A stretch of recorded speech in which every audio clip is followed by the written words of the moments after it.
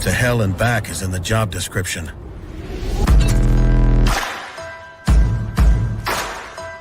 Being roughed up, scuffed up, run over, kicked, thrown, dropped, dunked, and done the unthinkable is a duty we've embraced for more than 40 years. Through superior engineering and constant innovation, only Pelican has conquered the chaos a life of ambition can dish out.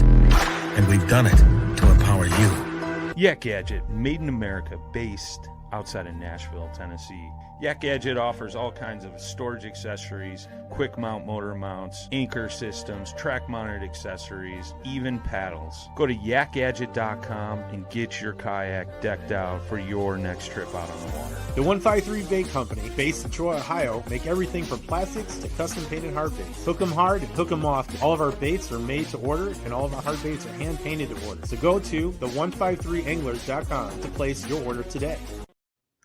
What's going on? Facebook Live, YouTube. Howdy. Howdy. Hi, Jay. Hi, Brian. See what I'm doing here, boys and girls? I'm sharing up this stream. Go smash that share button in the lower left-hand corner. Let's get some folks in here. Get on it. We got young Brennan McDougal. I believe I pronounced that correct. McDougal. He's laughing at us down in the green room right now. He's like, yeah, that's right. Yeah, he's like, whatever, dude. Whatever. Hi, Jay. How you doing tonight? I am stupendous, brother. I'm glad to see you're still alive. Jay sent me a picture of his bike and his helmet yesterday and thought he was going to die. And I was ready to call 911. He's still living. Yeah. He's still living. It's a rude awakening, man. It's like, You shaved the beard. You look like you're 12. I know. Riding the bike. I mean, how much younger are you trying to look, bro? I know. I'm just trying to, defeat everything that's happening right now. A couple quick announcements, boys and girls. If you're not following us on Waypoint TV, download the Waypoint TV app. You can get all the videos, audio segments, all that good stuff on there. Super cool. Super happy to be working with Waypoint TV. Next Paddle and Fin Trail Series event is June 19th on the Madison Chain in Wisconsin. Get signed up. I'll have Jay drop the link to Tourney X down in the chat for you boys and girls if you want to come out to that event. It is always a good time. Big largemouth and smallmouth. So, oh yeah. You got any ideas on what's going to take it? Greenfish or brownfish? I'm gonna say brownfish because all right. That's that's the place to be. I think if you're in the river, you're gonna probably capitalize on some greenfish. Yeah.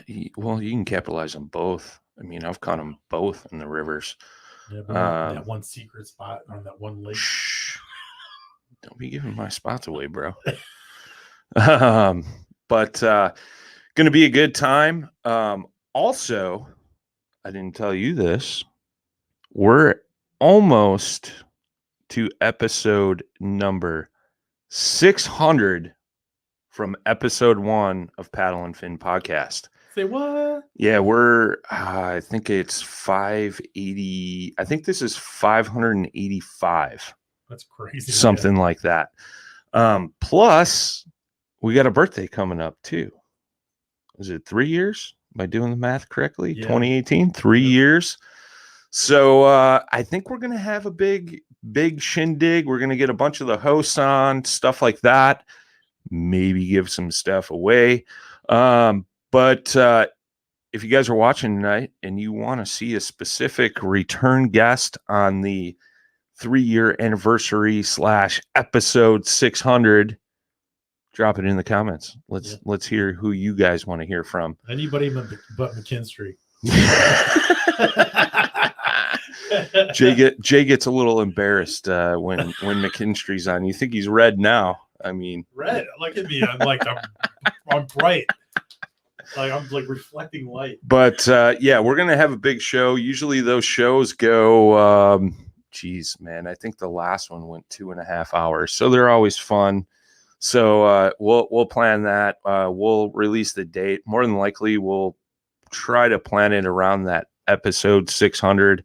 I meant to look on the calendar today to figure out when that was going to be, but roughly 3 weeks away. So love to have you guys there. If you guys are listening on the podcast platforms where a majority of our folks listen to us, shoot us an email, Facebook message, Instagram message, all that stuff. And we'd love to hear who you guys would want to hear from. Enough rambling. Let's get the man of the hour in here, Mr. Brennan McDougal. McDougal? McDougal. Yeah. See, I had it right the first time, and I started second guessing myself. I'm like, I always ask our guests, like, am I pronouncing this right? And 9 times out of 10, I get it right. So, but welcome, man. We actually got to meet you in person at the last Paddle and Fin Trail Series event. You came in 10th place, which was super cool. You're always at the top of the leaderboard, man. You're doing well. I think the first time I actually saw your name, I think it was last year, maybe the year before, and you were starting to come up and doing cool things, man. You're a young man, and you're just out there crushing it, man. And it's cool to see a lot of the young guys coming up. And not only that, but a lot of them are coming out of Indiana, which is totally cool too. So like that. So just give us a little background, man, on you, where you're from, how you got into kayak fishing and fishing in general, man. Well, I'm Brian McDougal. I'm 17 from Indiana. And I guess how I got into kayak fishing, I was 15 years old or 14 years old, I think. Okay. I think 14. But I wanted to really start branching out in the sport. I've been pond fishing for a lot, most of my life. But around that age, I believe like 13, 14 years old, I started looking at bass boats. And they're pretty expensive, as everyone knows. And especially just kind of getting into the tournament side of things.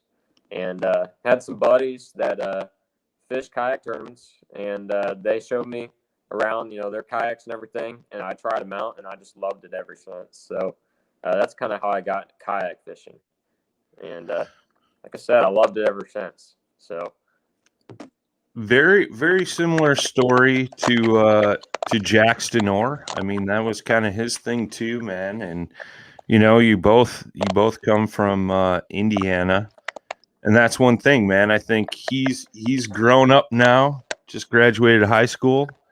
So now, like, you're not competing with him. He's going to college. He's fishing a college bass team. Now Indiana's your state, dude. How does that make you feel? I wouldn't say it's my state. There's a lot of guys, a lot of great anglers around me, but I try to do the best I can and set a good example on the younger guys. But I just try to do the best I can, have fun, man. That's it. But Jackson's an incredible angler, so he deserves credit. Listen, he's modest too. He's modest. I like it, dude. These Indiana boys, man, raised right. That's what I'm talking about. On top of that mountain, dude. Just yell it. Once in a while, you got to puff the shirt out. You know what I mean? Right. We got one of your fans in the chat. Says, Jay, put a hat on, please. Sincerely, everyone. It's the lighting, man. I don't know. Thanks, Facebook user. I'm gonna get more sun, I promise. My arms look good, just on my head. But super cool, man. Like in before we started this, we were kind of talking a little bit. And I had asked you, do you are you on like your high school bass team? Like that's a thing that's getting more and more popular and a lot of traction. Like when I was a kid, we didn't have that, man. Like I would have drooled over the chance of like having a high school fishing team or going to college for fishing or something like that, which is super cool. And you said you actually started and run it and ran the club, right? And now it's expanded. Why don't you talk a little bit about that, man? I didn't actually originally start it from the beginning, but okay. I fished it in its beginning years. But back a few years ago when I got into high school, I managed to get the opportunity to actually run the club. And it's a super cool thing because it gets a lot of younger guys like elementary and middle school anglers into it, which is how I personally got started. That's awesome. It gives an angler like more opportunities to, especially making new friends. Like that was something I really, noticed, is I made a lot of my friends I'm friends with today through the club, but ran it for a few years. And the high school thing's great here in Indiana, and I'm sure a lot of the clubs have the same rules, is that, a lot of schools will only allow kids from that school to fish on that club. So what ended up happening is it turned into kind of like a county club. And that gives anglers, whether they're homeschooled or go to other schools that don't have a club, to fish on a club. So that's kind of what happened. But no, it's a great thing because, we did pond tournaments once a month and everything. And there was prizes donated from sponsors. It's just a super cool thing. Gets a lot of younger guys, like the elementary school kids and middle school kids, into it, which is awesome. That's super cool, man. Yeah, it's awesome. I mean, just getting boys and girls into the sport at such a young age, man. That's super cool. Yeah. And not only that, but now when you graduate high school next year. Next year, I'm going into my senior year. Just finished my junior year. So you get to graduate next year, and then you get to watch those young guys come up and fill your shoes, man. That'll be definitely a cool achievement, and something that I think you'll definitely appreciate seeing that happen, man, which is super cool, man. So kudos to you for sure. Yeah, I mean, you're always learning new things from it too. There's tons of kids on the club. You're making new friends. You're learning different things. It's a lot of fun.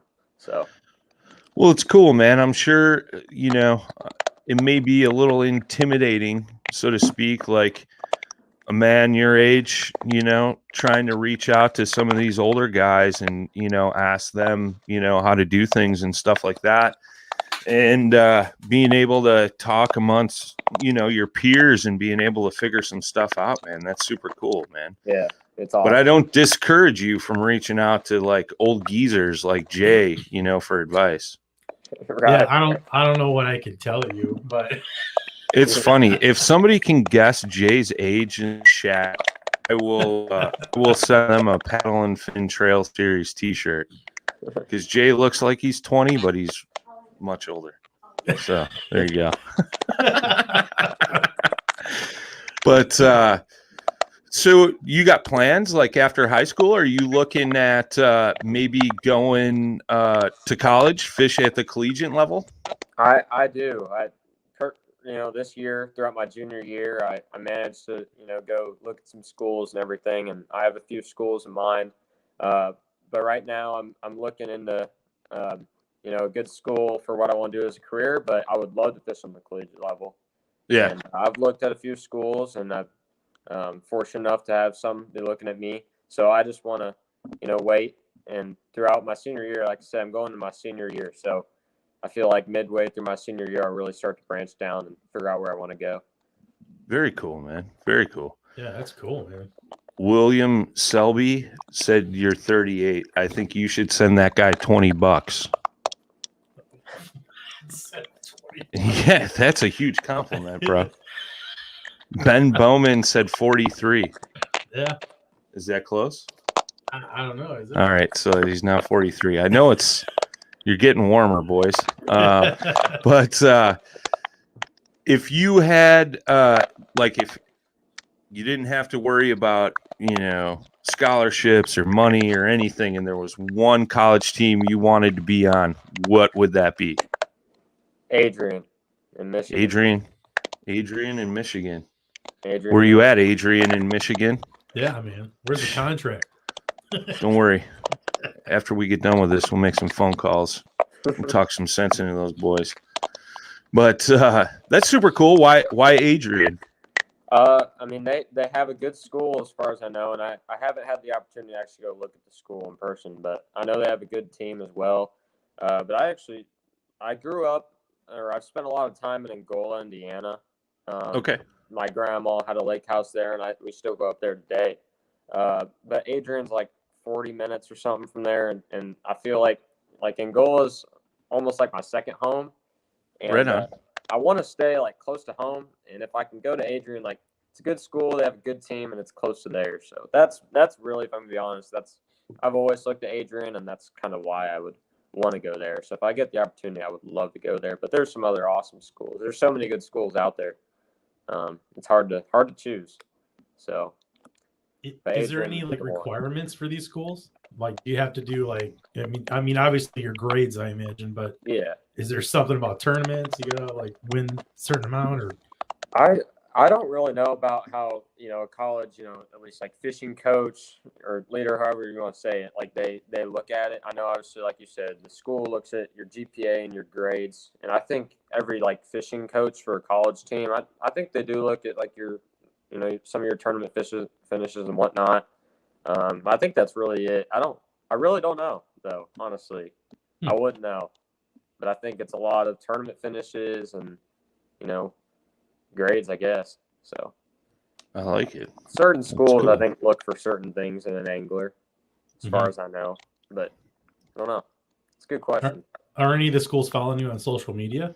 Yeah, I have a few. Now, not Adrian, but there are a few schools that have been following my social media, and that's where a lot of my tournament finishes are posted. I mean, I do recaps on my tournaments, but also obviously tourney X and stuff like that.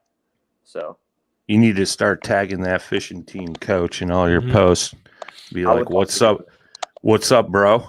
Why haven't I got a phone call yet?" Yeah, and then like in the middle of just like kind of lift up your shirt. We got a comment coming in from YouTube from 812 Slider. He said, "Ask Brennan how he lost one of his favorite pink Crocs. Little kid was heartbroken for 24 hours." Somebody trying to embarrass you there?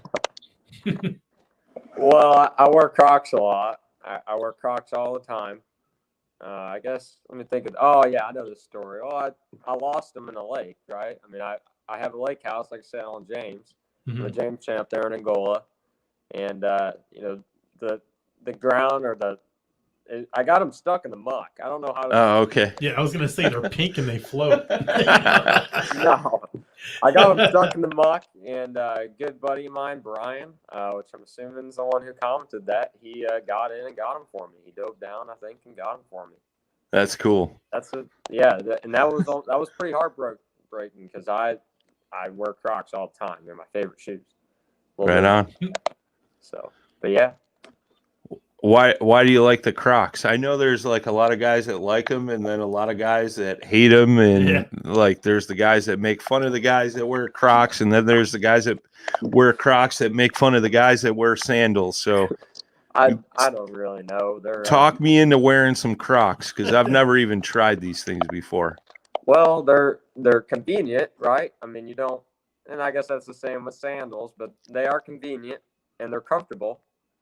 And they're rubber, right? So they're waterproof. So it's perfect because, a lot of times you might get your feet wet at the ramp or something like that. So it's perfect. You don't have to worry about drying your shoes out or stuff like that. Well, So, and I think everybody's used to like the classic design. And I have a pair of that, and I purposely like got them because of what you're saying, because they're waterproof and they're not going to retain the stink that, a lot of the shoes. I mean, because let's be honest, kayaking, your feet are in the water a hell of a lot more than you are when you're in a boat. Yeah. And then one of those days you leave those shoes in a truck or your car on a hot summer day and you get in there and you're like, ooh, ooh, Jay's got a soft stomach. Yeah. It's like, whoa, I don't know what that is, man. You get them dirty. I mean, you get them dirty too. You just wash spray them off. They're good to go. So I don't know. They're just convenient. They're easy. I got to ask you, you ever got the Croc suntan spots where your feet are all polka dotted from the sun coming through the little holes? I never get that tan. I've never gotten that tan. I have the same tan every year though, like where it's like, because Crocs come up like, I don't know how to describe this, halfway down your feet. Like here's your foot. Yep. So there's always like a real pale spot on my foot, and that's real tan. I get that. I've never gotten the spots though. Okay. It's like a farmer tan on your feet. That'd be feet. awesome. That'd be crazy. Brennan's going to be out there on his kayak trying to polka dot his feet in the sun, get third-degree burns. Oh, that's funny, man. Well, that's cool. I like it. I'm a sandals guy, so I got the the white strap going across the top of my foot, and it doesn't even go away in the wintertime. My wife makes fun of me, so it's one of those things, man. But you're in an Old Town. You're on the Old Town team, man. So what model boat you floating out of? I fish from it's a 2021 Autopilot 136. Nice. How you like that thing, man? I absolutely love it. Stepped in an Autopilot last year. I ran a 120 last year, and fell in love with it ever since. The Autopilot was my first motorized kayak line of kayaks. So fell in love with that, and went a little bigger this year, and I love it. Just the amount of space and everything. It's a nice kayak. I love it. So. Oh, you could probably walk from bow to stern on that thing, dude. I was just thinking that. You're like half the size of me, dude. So I'm sure you could probably stand up front like Danielson and Karate Kid, dude, and do the one-legged crane kick. Yeah, it'd be like I do walk really bow to stern. I mean, a lot of the times I just stay on the front deck, but in certain situations, like if I'm facing the wind, I hit spot lock, but I'm fishing something behind me, like I'll fish off the back of it and stuff. So that's cool. Yeah, it's an incredible kayak. I love it. Yeah, I've noticed myself a lot more lately, and I forget where we were talking about this. It was on another podcast or something, but it was a New Canoe show that I do. If you guys want to tune in every Tuesday night on the New Canoe Facebook page and YouTube channel, I do a show with all the New Canoe guys, but I found myself doing the same thing, man. Like, because the New Canoe platform, it's open kind of like that Autopilot where you got all that room to walk around. And I've noticed like me standing and turning sideways or casting in the back of the boat now, I don't know what it is. Like last year, I didn't do much of that, but this new Unlimited, man, I've been doing the same thing. And it's kind of cool, right? Because you could sit in one spot and just fish 360 all around you and just kind of dial the fish in. Or if like I don't have spot lock on mine, so if I get blown around or the boat gets spun around in the wind, I can just kind of rotate in the boat, man, which is kind of cool. I like that, dude, that open deck concept. Those Autopilots are pretty slick boats. I know one of our hosts here, JP's got that same boat. I think he's got last year's model, but yeah, he said the same thing, man. He's a big dude and he loves that thing, man. I saw him the first event that we had in Indiana. He was standing up in the river, spot lock and spinning all around that thing, casting, sight casting and stuff like that, man. It was super cool. Do you got to be careful with that, with spot lock, if you're standing up front, like on the bow? I would say it's once you're on spot lock and it gets locked in, of course you got to be careful, but it's really when you're controlling the motor. Like, I mean, it's pretty powerful. If you're standing up and you accidentally click the button or something, like you might fling you in. So yeah. I haven't. I've actually done it. The one time that's happened to me was actually practicing for the paddle and fin cold water event. So I hit the motor the wrong way and I ate it. So you went in? You took a swim? I did not go in. All right. Landed right on the deck. Okay. So, I was going to say, if you went for a swim, that was probably pretty cold, man. Yeah. The water temps weren't that great. It is cold. No. But no, yeah. I would say you got to be careful in all situations. But once spot lock and stuff gets dialed in, it works for you. But I a lot of times I'm always finding myself, like you were saying, that open deck concept is huge for me. So I'm typically just always on the deck fishing. An open deck allows you to, like you said, kind of like 360 fish, and you turn any which way and fish. So yeah, it's cool, man. I love it. I mean, I had that last year too. I was in the New Canoe Pursuit, but like the stability of that boat compared to the Unlimited, Unlimited's way more stable. But the Pursuit is a lot faster, so that was the thing. Like, as far as ease of paddling and motor and stuff, that's what I really loved about it. And then this Unlimited came out and I'm like, dude, I'm a big dude. You've seen me, Brennan. I could do the one-legged, crane kick off the front bow, which is pretty cool, having that ability just to move about it almost gives you, and that's something we could segue into next. Is I know you fish out of actual boats too, quite a bit. But it gives you that kind of open, like, deck walking around on a boat feel almost, right? The first time I stepped, especially fishing on that open deck, right? Like the first time I fished off the 120 last year and the autopilot in specific, but any open deck kayak, but with the motor right there in front of you and an open deck, like it literally felt like, and it feels like I'm fishing up, the bow end of a bass boat. Like I got the front deck right there. I got the trolling motor ahead of me.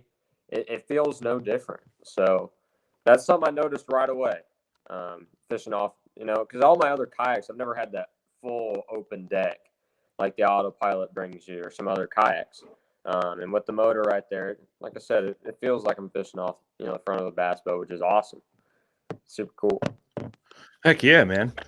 So I've been seeing a lot of pictures, man. You're fishing out of a boat too. Are you fishing like some buddy tournaments with a friend or something out of a boat, or? I fish them occasionally. Haven't done that many this year, but sometimes I'll fish like USA Bass and like team tournaments and stuff. Not a lot though.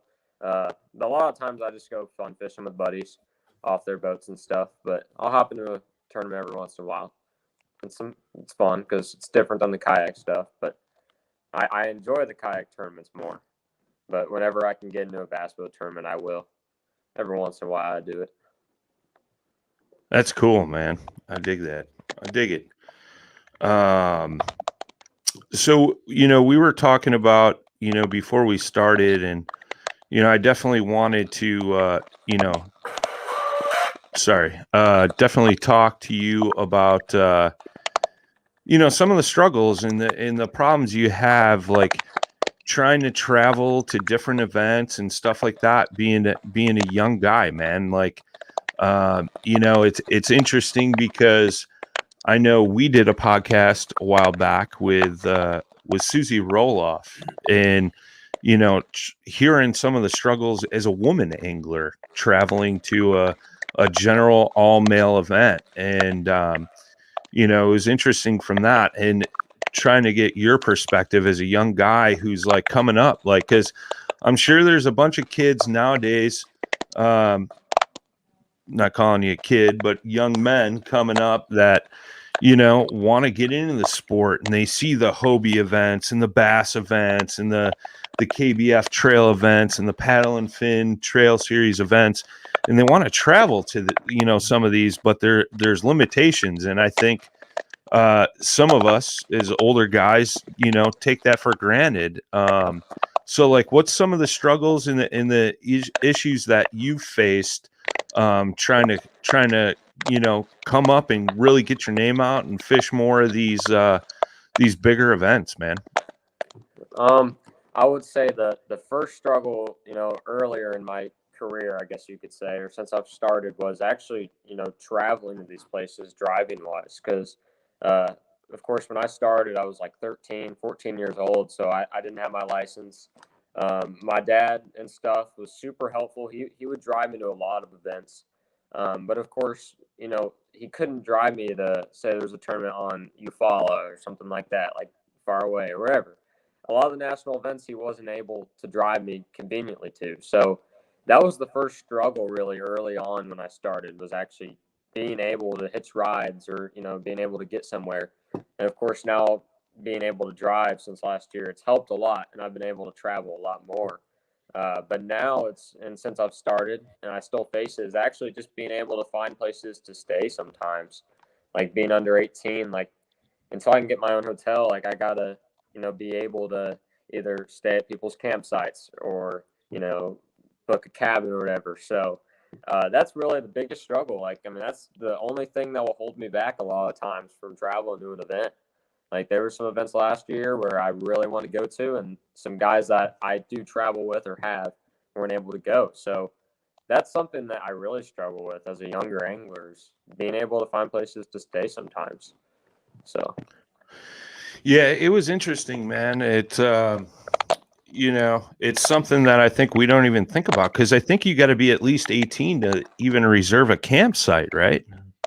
I think it's any like hotel, campsites, all that. I think it's 18. Like, I mean, I know the hotels are cabins 21. we stayed in for the national championship last year, I know it was 18 to stay in those. So that's the biggest struggle, man.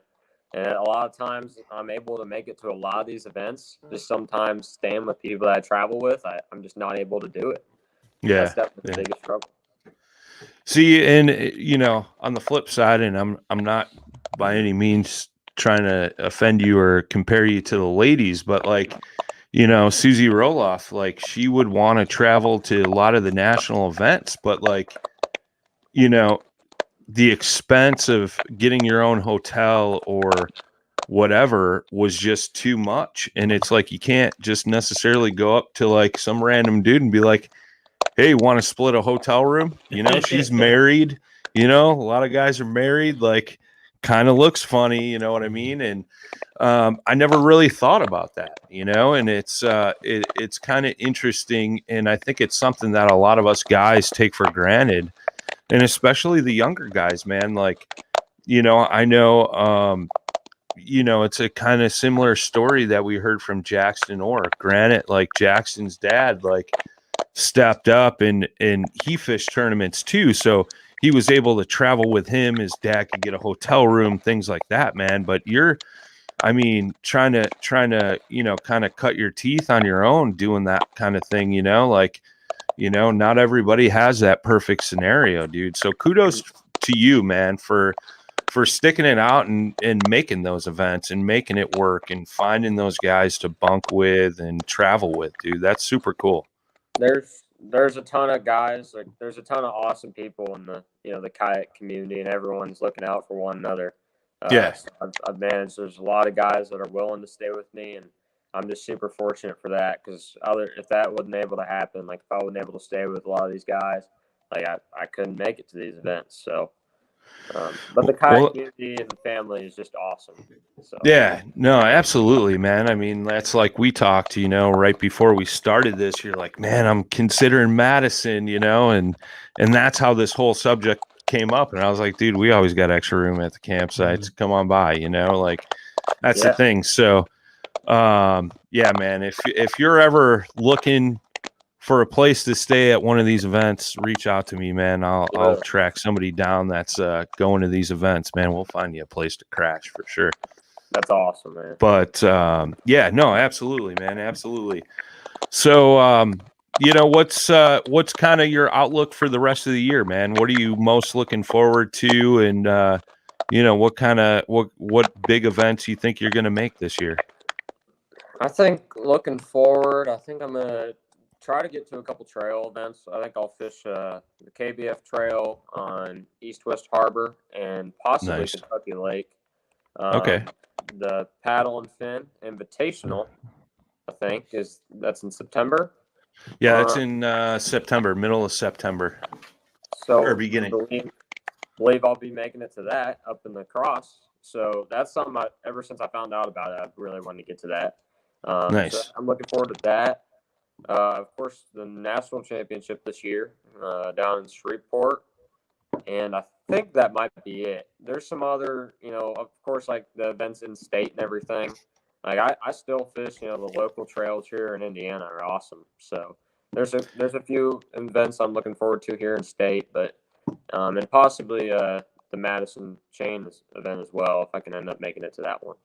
Nice. So just a few trail events and stuff like that. Trying to get to as much as I can, getting around school and everything. What local club are you mostly fishing down there? It's Indiana Kayak Anglers here out of Indiana. Yeah. Been fishing with them since I've started. They do a great job. But also Indiana Kayak Trail as well. They have some events going this year. So, but yeah, mostly Indiana Kayak Anglers. They're all right, except for that guy, Matt Gibson, that helps run that club. I'm not familiar with that guy. Matt Gibson? Yeah, he's goofy. Yeah. I forgot. Yeah, you guys just know saying. Matt. He's like on that canoe team or something? Yeah, the canoe team. That's what I'm telling him. Is it like old canoe? Yeah, old canoe. Can't remember. Yeah, he's got one of those old aluminum canoes. Yeah, That's what he fishes out of. He's got he's got his his old like Rapala, you know, with Yeah. got the ultra light action spinning reel. We love Maddie. He's a good dude. He's a good He dude. is, for sure, man, for sure. Well, that's cool, man. You know, as far as like, you know, you were talking, your dad would help you out, you know, getting you to some local events and stuff like that, man. So what kind of support and thoughts do you get from your folks, like you trying to pursue this fishing thing, man? I mean, they just, you know, encourage me to do my best every time I'm on the water. And of course, like when I didn't have my license, like he would take me to a lot of events. Basically any event that I wanted to go to, you know, he would pretty much take me to, which is awesome. And now that I'm kind of free, I guess, have my license, I mean, he's always encouraged me. My my mom, my dad, my sister, they're always texting me, calling me when I'm on the water, making That's sure awesome. I'm prepared for every event too. I mean, of course, I'm 17, so before I leave for each event, they're always making sure I got everything and making sure I'm prepared. So That's cool. It's awesome for it. It's awesome. And they're like, make sure you turn on your Life 360 so we know where you are.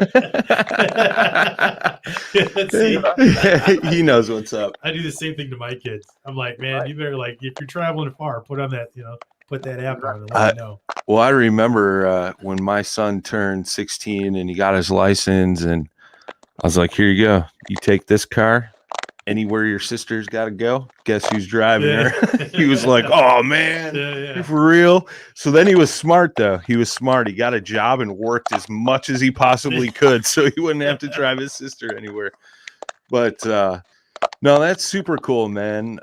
It's cool to see a lot of parents getting behind all you young guys and giving you all the support you need and making sure you guys are getting to these events, getting there safely and just having a good time, right? You know?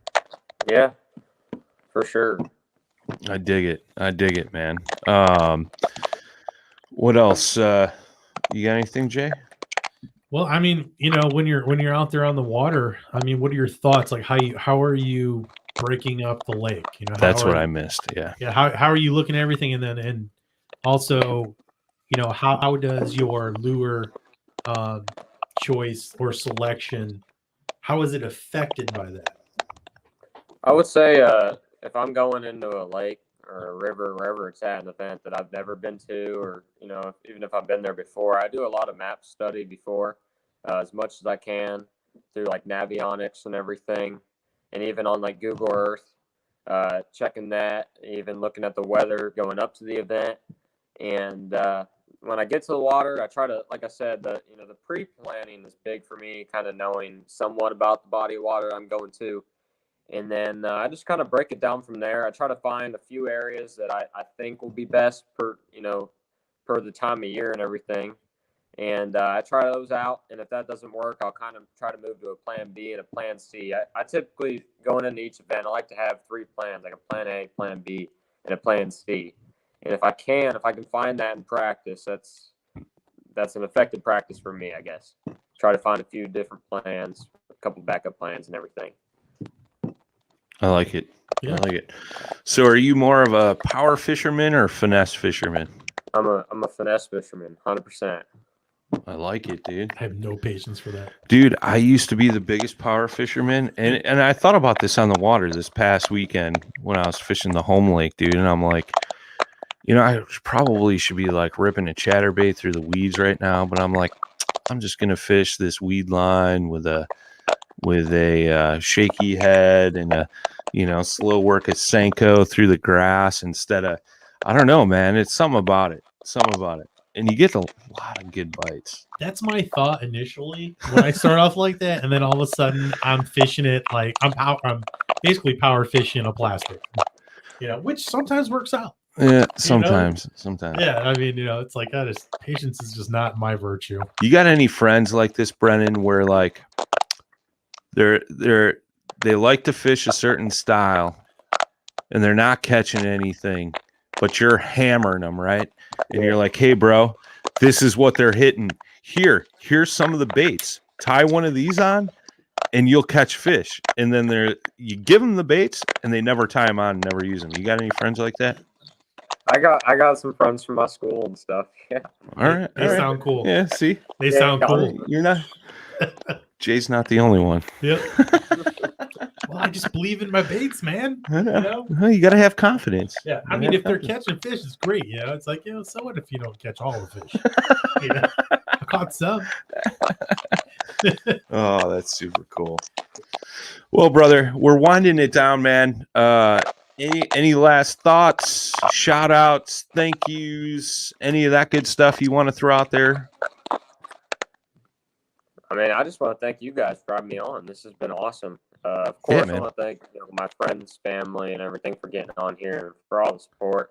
And then, of course, all my sponsors. I have so many great sponsors. You can see that on my Instagram or anything like that. So, but yeah, I appreciate all the support from everyone. And again, just thank you guys for having me on here. It's been fun. Heck yeah, man. Did you, real quick, man, not to sidetrack, but was it last year? Did you do a charity event, or was it this year or something? I did one this year, and did I do one last year? I can't remember if I did one last year. I don't remember, but you ran the charity event, right? It was like something that you put together. Yeah. Are you going to do that again this year, or is it going to be next year? And do you want to plug that now, man? I don't know. Like, I mean, basically, if I do a charity, like Jackson Orr does a charity tournament annually, and he kind of started that off. You know, if I do a charity tournament, it's basically going to be for something that's like comes up or something, and someone needs help. But as of right now, I don't have any future plans on one. Okay. But if I do, I'll let you know. Yeah, let me know, man. I just something in the back of my mind. I saw something that you did one or something like that, or I remembered that you had did one, and just wanted to, if you were going to do it annually, so to speak, let you kind of plug that. I would like to. It's those, the charity tournaments are a great thing. But we'll see, because it's a good thing to get into. But Jackson really started it, and he did a great job with his, and I know he does one annually. Yeah, right on. Okay. Right on, man. Well, we appreciate you taking the time out tonight, man, and telling the good folks about yourself, and super cool with what you're doing, with your club and getting a lot of young kids involved in the sport and stuff like that, man. And it's cool to see you grow as an angler and become more and more successful, dude. It's just I love that about our sport, man. I love seeing all you young guys come up. There's yourself, Dylan Fuqua when he was fishing heavy, Jackson. There's a couple other guys, man, that are in that high school, college range that are just out there grinding away, dude, and crushing it, man. So kudos, don't give up, just keep doing it, man. And by all means, man, if there's anything we can ever do to help you guys out, just let us know, and we'd be more than happy to help. I will, man. I appreciate it. And like I said, if I don't see you at the Madison chain, I'll see you in the cross, but I'll work on seeing what I can do for the Madison chain. So. Right on. Yeah, Matt Gibson must have just tuned in because he didn't comment earlier when we were making fun of him. Is that him? I can't remember. I just forget, all the time. Oh, that's funny. He's going to go back and watch after we get done, and he's going to be like, "Oh my God, you guys!" But he's a good dude. Brennan, sometimes don't give him too much credit, dude. That stuff goes to his head, bro. Brennan, I'm going to say keep wearing those pink Crocs, dude, because when people talk about you later on, they're gonna be like, I don't remember that dude's name, but he wears pink Crocs. Yeah. And then you're always going to be that guy, because like even what Eric Jackson said that, because that's why Eric Jackson wears that one-piece jumpsuit all the time. Yeah, because it's like you're kind of like inventing yourself and putting yourself out there. It's like that one thing that people always remember. That and all the fishing. I will not. I will continue to wear him. I promise. I'm telling you, dude. You should just make it a thing. They'll be up either at the Madison chain or the cross. They'll be up there. Nice. Do you have one ritual that you do before every event, like a good luck thing or anything like that? I mean, I say a prayer every single morning before the event. Right on. That's about it. Heck yeah, man. Heck yeah. Awesome, brother. Thank you, everybody that tuned in this evening. If you tuned in late, you can always go back and watch the video on Waypoint TV, Facebook, YouTube. Get the audio on any of the major podcast platforms out there, Apple, Google, Stitcher, stuff like that. Get ready. We got episode 600 / 3-year birthday coming up for Paddle and Fin. So get ready. It's going to be, it'll be a good one. Jay, any final thoughts, my friend? Be safe out there, everyone. Always wear your PFD. There you go. That's Dan Perry's line, bro. Is it? Yeah, he's sorry, always DP. like, all right, guys, we'll see you next time. Wear your PFDs. And then he clicks end. So it's always good. How about this one? Well, tight lines and smooth paddling. That's my line, bro. But that works. We'll let you hack that one up this week. Thanks, everybody. We'll see you next time. Thanks again, Brennan.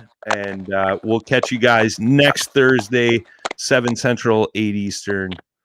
Till next time, tight lines, smooth paddling. Peace.